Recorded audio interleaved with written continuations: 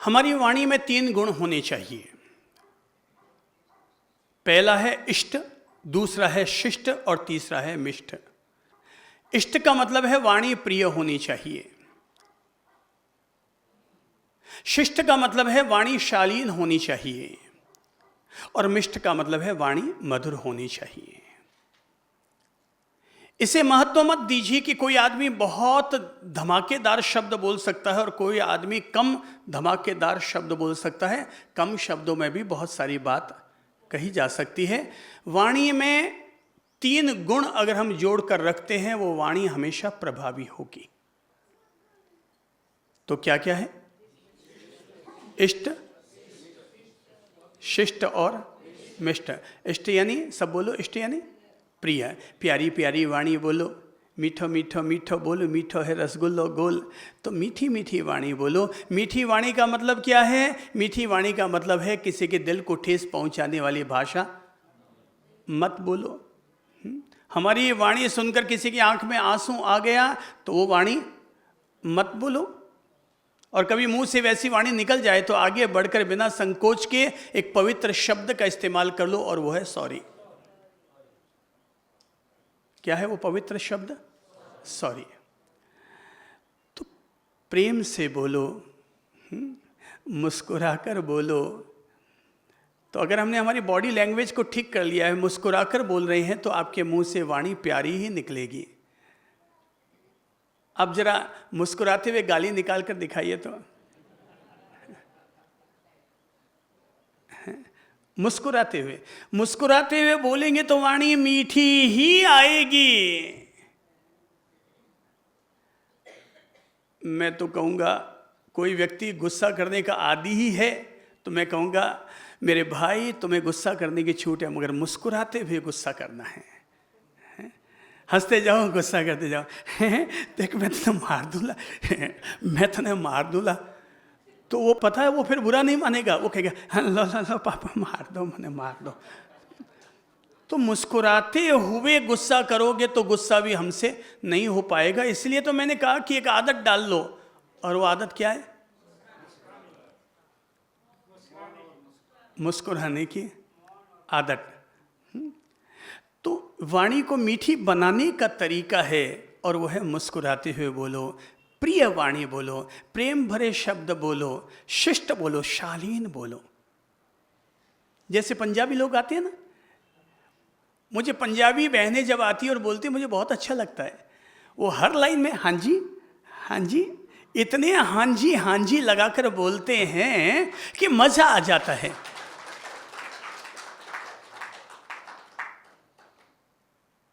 मतलब पंजाबी बहनें, चूँकि हमारे यहाँ तो इतने सारे संघ बसें सब आती रहती हैं दर्शन करने के लिए, गुरुजनों से मिलने के लिए, तो उनकी भाषा सुनने का मज़ा आता है बहनों का। भाई लोग तो इतनी आंजी नहीं लगाते हैं,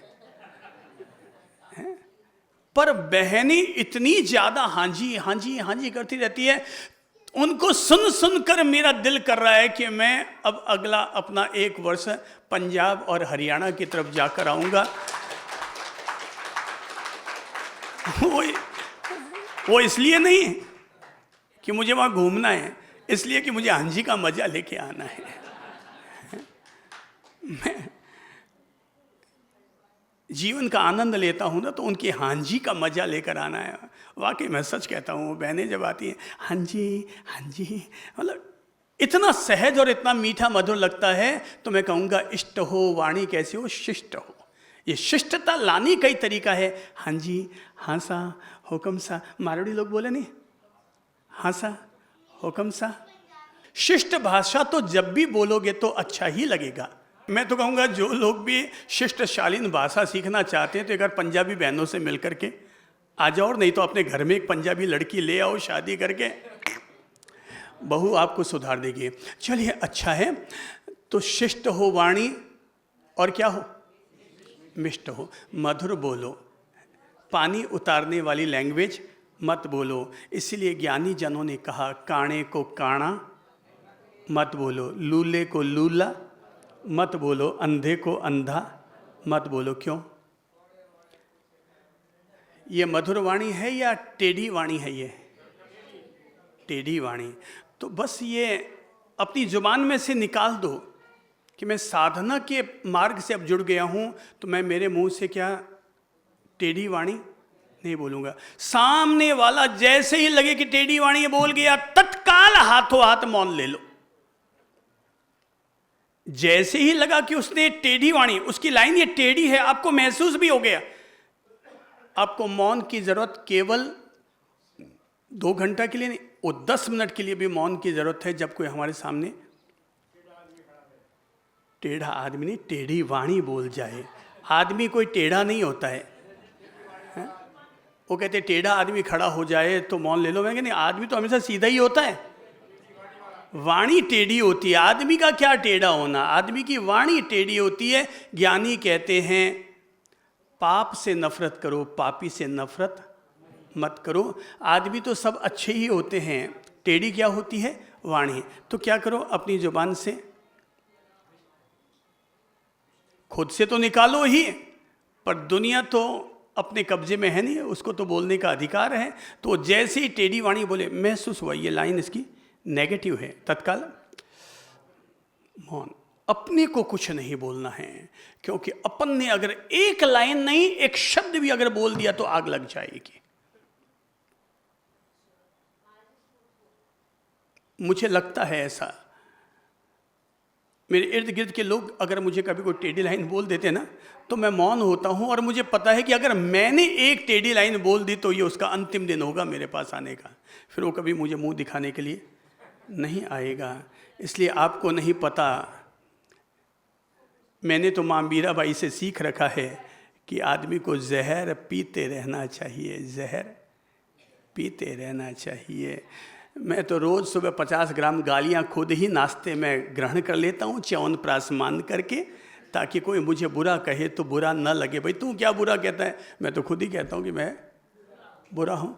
कुल मिला करके अपने माइंड को सेट रखना आदमी के हाथ में है। तो वाणी को प्रभावी बनाने के सीधे सरल नुस्खे इष्ट शिष्ट और मिष्ट। लैंग्वेज को सॉफ्ट और स्वीट बनाने के लिए हमें 3 शब्दों का बार बार इस्तेमाल करते रहना चाहिए, please, sorry and thank you. कौन कौन से शब्द, please, sorry and thank you. लोग क्या होता है कि प्लीज तो बोल देते हैं, थैंक यू भी बोल देते हैं, पर सॉरी बोलते में हमारा ईगो बीच में आड़े आ जाता है दीवार की तरह, और हमारे मुंह से निकलने नहीं देता है। पर इसे दिन में 2, 4, 5 बार तो शरबत की तरह, जैसे शिकंजी बनाते हैं ना, तो उसमें नमक, चीनी, नींबू, पानी, काला नमक, सब चीज़ें मिक्स करते हैं, तो वैसे ही इसे मिक्स कर दो। सॉरी भाई, सॉरी कहने से अगर मामला रफा दफा होता है तो ठीक है। अगर जज के सामने भी कोई भी अपराधी जाकर के खड़ा हो और वो अपना वहाँ जाकर के सीधा अपराध कबूल कर ले कि साहब मैं मानता हूँ मुझसे ये गलती हुई और मैं इसके लिए दिल से सॉरी कहता हूँ, ये सुनते ही जज का दिमाग 50% आपके लिए पॉजिटिव हो जाएगा। केवल एक शब्द बोलती है कि सर मैं आपको सॉरी कहता हूँ, मुझे वाकई लग रहा है कि मैंने गलती की है, मैं भविष्य में कभी ऐसी गलती नहीं करूँगा। बस इतना कहते ही आपका दंड आपके लिए आधा हो जाएगा। हम अपनी थर्ड आई कब एक्टिव कर सकते हैं? बेटा अगर आपको अगर अनुकूलता हो तो बच्चों का अगला कैंप लगने वाला है, और वो केवल बच्चों के लिए ही होगा, और उसमें केवल बच्चे ही इनवाइट होते हैं। अगर 200 बच्चे होते हैं तो उनमें से कम 50 बच्चों के तो थर्ड आई एक्टिवेट हो जाती है। और अनेक बच्चे ऐसे हैं हमारे यहाँ पर भी जो अपनी आंखों पर पट्टी बांध करके किताब पढ़ लेते हैं, कोई भी चीज़ देख लेते हैं, पहचान लेते हैं। तो बच्चों का थर्ड आई एक्टिवेशन का काम बहुत जल्दी हो जाता है। बड़ों को बहुत रगड़ना पड़ता है। बड़ों का माथा अंदर से भरा हुआ है, बच्चों का माथा बिल्कुल फ्रेश है। इनका ब्लैक बोर्ड क्लीन है, और अपन लोगों को ब्लैक बोर्ड बहुत मुश्किल से साफ करना पड़ता है। अंदर में ढेर सारे राग द्वेष कषाय भरे हुए हैं। केवल 2 दिन में थर्ड आई एक्टिवेशन का काम हो जाता है। कितने दिन? केवल 2 दिन। उनको 55 मिनट तक सुबह, दोपहर, शाम 3 टाइम केवल थर्ड आई पर मेडिटेशन करवाया जाता है और दिन में 3 दफ़ा मोमबत्ती पर उन्हें त्राटक ध्यान करवाया जाता है। कुछ आंखों की एक्सरसाइज करवाई जाती है और इतने मात्र से उनकी थर्ड आई एक्टिवेट हो जाती है। मतलब बच्चों के लिए ध्यान करना बहुत आसान है, क्योंकि वो अंदर से शांत हैं, अंदर से उनके ज़्यादा विचलितता नहीं है। बच्चों को जब मेडिटेशन करवाते हैं तो सुला करके मेडिटेशन करवाते हैं, क्योंकि बैठने में वो उनको मेंढक उनका फुदकता है, तो उनको सुला करके ध्यान करवाते हैं। वो आराम से उनको कहते हैं तुझे कुछ नहीं करना है, केवल 45 मिनट तक यहाँ देखते जाओ, बस कुछ मत करो, कुछ नहीं करना है, केवल 45 मिनट से 55 मिनट तक तुम्हें यहाँ केवल देखते जाना है, बस देखते जाओ और देखते देखते अपने आप वो काम फिनिश हो जाता है।